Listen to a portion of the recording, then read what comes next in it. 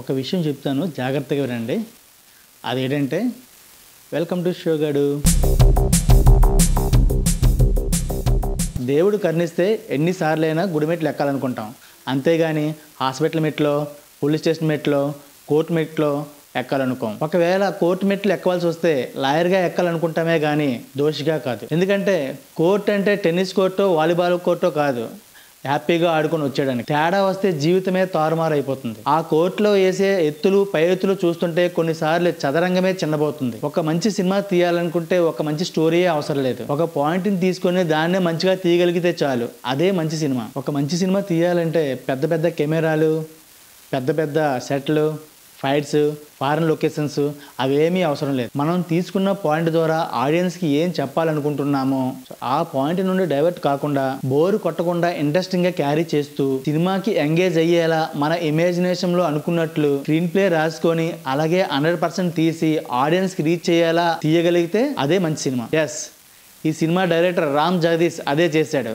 అదే court cinema. ఈ cinema point ఏం కొత్తది కాదు, అందరికీ తెలిసిందే, ఎప్పటి నుండో చూస్తుంది. ప్లాట్లోకి వెళ్ళిపోతే గొప్పింటి అమ్మాయి, పేదింటి అబ్బాయి, వాళ్ళిద్దరి మధ్యన లవ్. కానీ గొప్పింటి వారు పేదింటి వారిపై తీర్చుకున్న రివెంజే ఈ సినిమా. రివెంజ్ తీర్చుకోవడానికి కత్తులు, బాంబులు, తుపాకీలు లాంటి ఆయుధాలు వాడకుండా చట్టాన్ని, న్యాయాన్ని, ధర్మాన్ని ఆయుధాలుగా వాడి రివెంజ్ తీర్చుకోవాలనుకుంటాడు. అసలు ఆ అబ్బాయి చేసిన తప్పేంటి?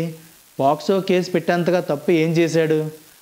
అసలు ఏం జరిగింది చివరికి అనేది ఈ సినిమా. స్క్రీన్ ప్లేని చాలా నిదానంగా ఇటుక మీద ఇటుక పేర్చి గోడ కట్టినట్టుగా చాలా చక్కగా రాసుకున్నారు. డైరెక్టర్ చెప్పాలనుకున్న విషయాన్ని చాలా చక్కగా, చాలా సూటిగా చెప్పేశాడు. కామెడీ అని మరొకటని ఎక్కడా డైవర్ట్ కాలేదు, అలాగని మనల్ని డైవర్ట్ చేయలేదు. ప్రతి ఆర్టిస్ట్ని కరెక్ట్గా చూస్ చేసుకున్నాడు. ఈ క్యారెక్టర్కి ఈ ఆర్టిస్టే కరెక్ట్ అనిపించేలా ఉంటారు. ప్రియదర్శి, హర్ష రోషన్, శ్రీదేవి, శివాజీ, హర్షవర్ధన్, సాయి కుమార్, ఇలా చెప్పుకుంటూ పోతే ప్రతి ఒక్కరూ చాలా బాగా పెర్ఫార్మ్ చేశారు. నేనైతే ప్రియదర్శి, శివాజీ, హర్ష రోషన్ పెర్ఫార్మెన్స్కి అయితే ఫిదా అయిపోయాను. శివాజీకి చాలా సంవత్సరాల తర్వాత చాలా మంచి క్యారెక్టర్ వచ్చింది, చాలా బాగా పెర్ఫార్మ్ చేశారు. సాయి కుమార్ గారి క్యారెక్టర్ అయితే చాలా హుందాగా, రెస్పెక్టబుల్గా ఉంటుంది. సూపర్ సాంగ్స్, వాటికి తగ్గ లిరిక్స్, అలాగే బీజిఎం ఈ సినిమాకి బాగా హెల్ప్ అయ్యాయి. ఇది ఒక లో బడ్జెట్ సినిమా, పెద్దగా ఖర్చు ఏమీ లేకుండా, లొకేషన్స్ కోసం అటు ఇటు పరుగులు పెట్టకుండా సింపుల్గా, స్టేబుల్గా ఉండి తీసినట్లుగా ఉంటుంది. ప్రొడక్షన్ వాల్యూస్ పెద్దగా బాగోకపోయినా, ఓటీటీ సినిమాలా అనిపించినా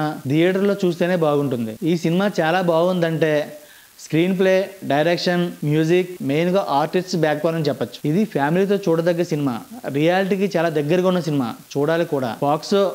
పాక్సో చట్టం గురించి చాలా చక్కగా అర్థమయ్యేలా చూపించారు. ఇలాంటి సినిమాలు చూస్తేనే చట్టాలు, న్యాయాల మీద అవేర్నెస్ వస్తుంది. ఈ సినిమాని హీరో నాని ప్రొడ్యూస్ చేశారు. ఈ సినిమాని అందరూ వెళ్ళి చూడండి, ఒక మంచి సినిమాని చూసాన ఫీల్ అయితే కలుగుతుంది. ఈ సినిమాకి కొన్న టికెట్ వర్తబుల్ అని చెప్పచ్చు, అంతేగాని 500 పెట్టి పాప్కార్న్ కొన్నాను, 300 పెట్టి డ్రింక్స్ కొన్నాను, మా పాప ఏడితే చాకలు కొన్నాను, వర్తేనా అంటే దానికి నేనేం చెప్పలేను. ఈ సినిమాకి షోగాడు వెంకట్ ఇచ్చే రేటింగ్ 3.5 out of 5. ఇప్పుడైనా సబ్స్క్రైబ్ చేసుకోవచ్చు కదా.